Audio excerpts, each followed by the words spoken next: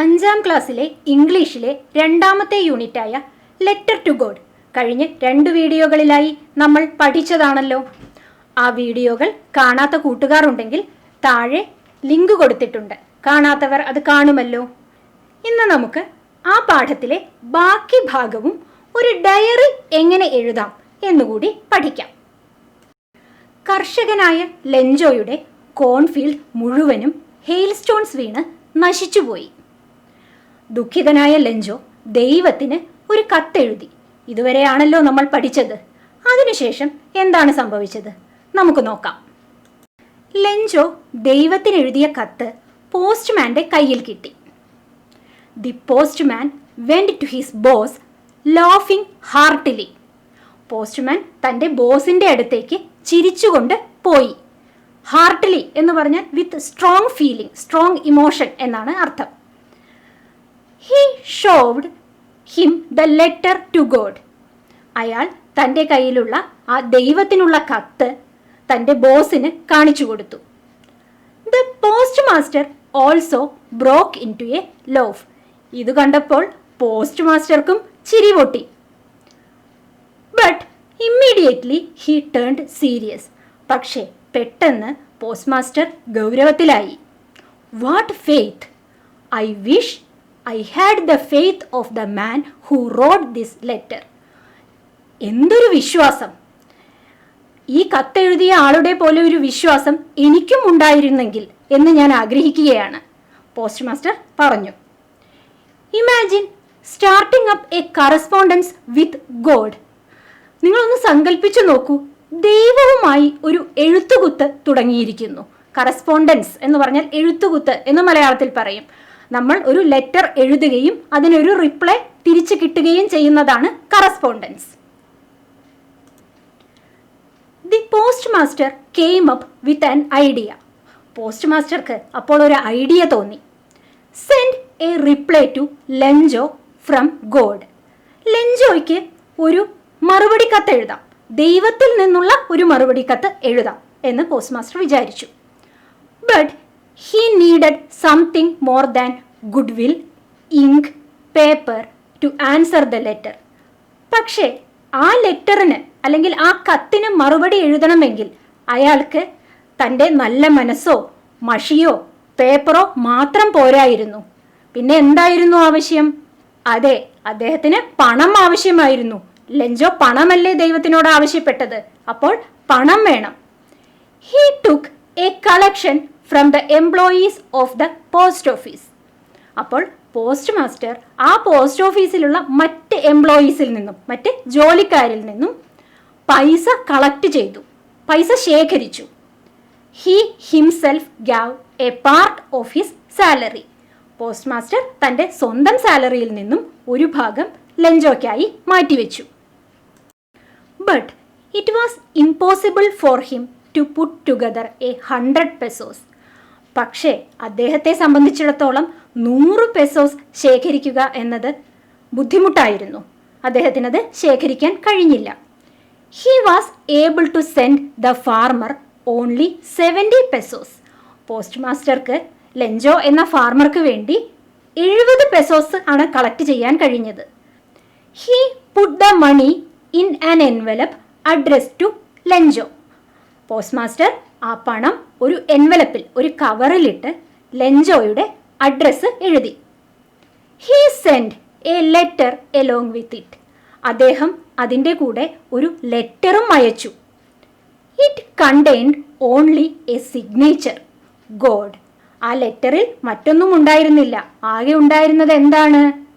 ഒരു സിഗ്നേച്ചർ, അതായത് ഒരു ഒപ്പാണ് ഉണ്ടായിരുന്നത്. ഗോഡ്, ദൈവം എന്ന ഒരൊപ്പ്. ദൈവത്തിൽ നിന്നും മറുപടി ലഭിച്ചപ്പോൾ ലെഞ്ചോയുടെ പ്രതികരണം എന്തായിരുന്നു നമുക്ക് നോക്കാം. God replies. The following day Lencho went to the post office earlier than usual. പിറ്റേ ദിവസം ലെഞ്ചോ സാധാരണയിൽ നിന്നും നേരത്തെ പോസ്റ്റ് ഓഫീസിലെത്തി. He asked the postman if there was a letter for him.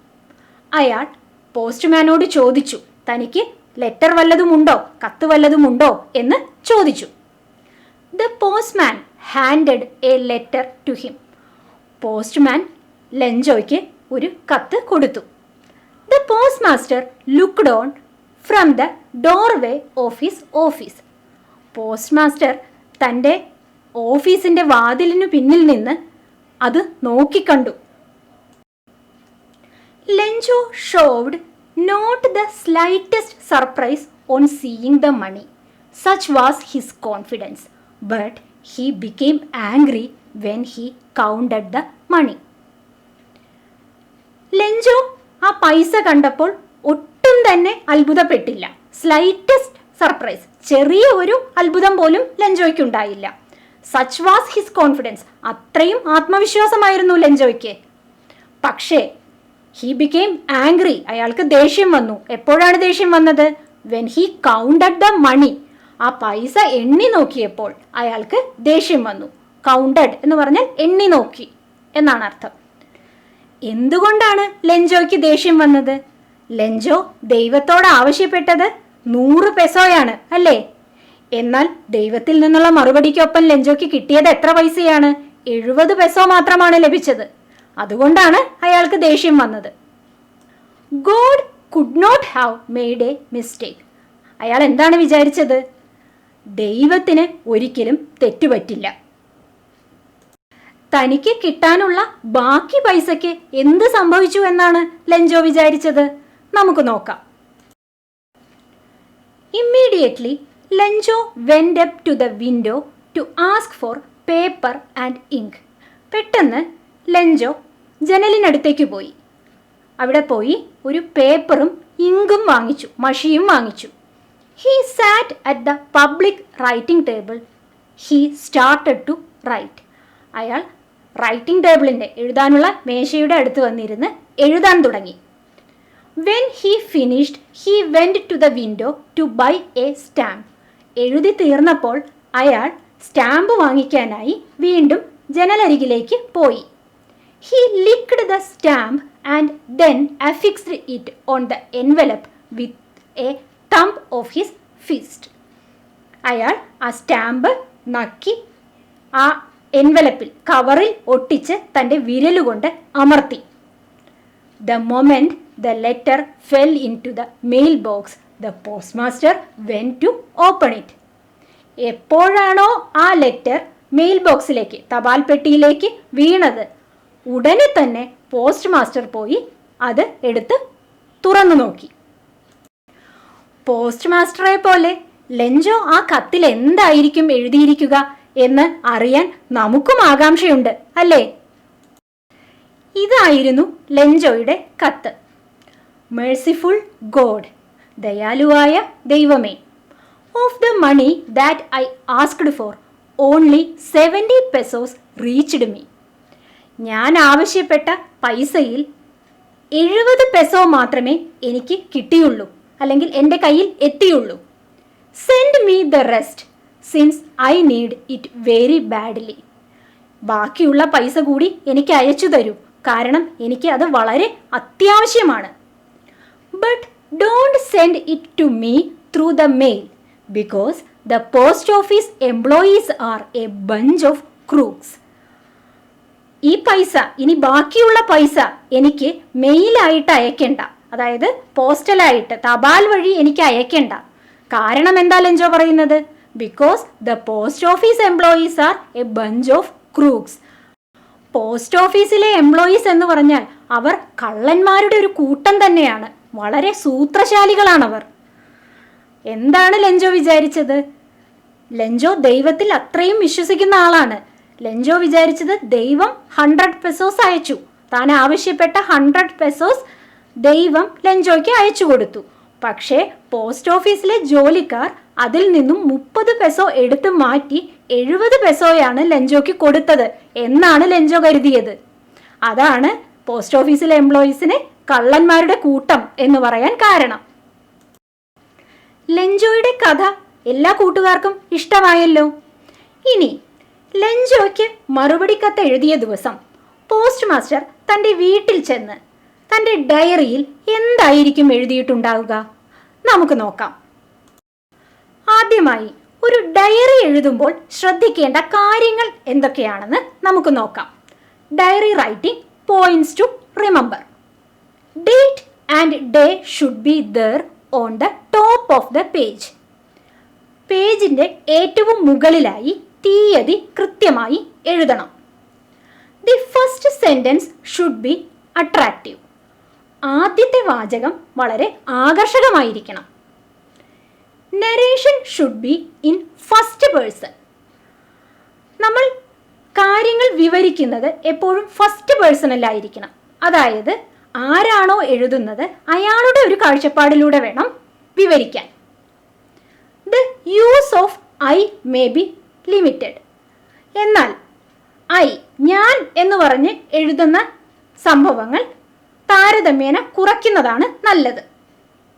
Experiences and thoughts should be included. നമ്മളുടെ അനുഭവങ്ങളും ചിന്തകളും അതിൽ ഇൻക്ലൂഡ് ചെയ്യാം, അതിൽ ചേർക്കാം. Ending portion should be ideal. അവസാനിക്കുന്ന ഭാഗം വളരെ ഉചിതമായിരിക്കണം. ഉചിതമായ ഒരു അവസാനമായിരിക്കണം ഡയറിക്ക് വേണ്ടത്. ഇത്രയും കാര്യങ്ങൾ മനസ്സിൽ വെച്ച് പോസ്റ്റ് മാസ്റ്റർ എഴുതുന്ന ഒരു ഡയറി നമുക്ക് തയ്യാറാക്കി നോക്കാം. Post master's diary. Friday 30 October 2020. ഇന്നത്തെ ഡേറ്റ് ആണ് വെച്ചിരിക്കുന്നത്. ഇന്നാണ് പോസ്റ്റ് മാസ്റ്റർ ലഞ്ചോയ്ക്ക് ലെറ്റർ എഴുതുന്നതെങ്കിൽ ആ ഡയറി എങ്ങനെയായിരിക്കും? An interesting incident happened in the post office. Post ഓഫീസിൽ ഇന്ന് ഒരു രസകരമായ സംഭവം ഉണ്ടായി. A man came to the post office to send a letter. Post ഓഫീസിൽ ലെറ്റർ അയക്കാനായി, കത്തയക്കാനായി ഒരാൾ വന്നു. His name was Lencho. അയാളുടെ പേര് ലെഞ്ചോ എന്നായിരുന്നു. That letter was addressed to God. ആ കത്ത് ദൈവത്തിന് അഡ്രസ്സ് ചെയ്തതായിരുന്നു. ആ കത്തിലുള്ള അഡ്രസ്സ് ദൈവത്തിൻ്റെതായിരുന്നു. Since we cannot deliver the letter to God, we opened it. ദൈവത്തിന് കത്ത് ഡെലിവർ ചെയ്യാൻ, കത്ത് കൊടുക്കാൻ നമുക്ക് കഴിയില്ലല്ലോ. അതുകൊണ്ട് ഞങ്ങളത് തുറന്നു നോക്കി.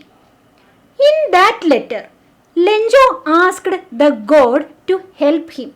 ആ കത്തിൽ ലെഞ്ചോ ദൈവത്തിനോട് സഹായം ചോദിച്ചിരിക്കുകയായിരുന്നു. He wanted 100 pesos because his cornfield was totally destroyed.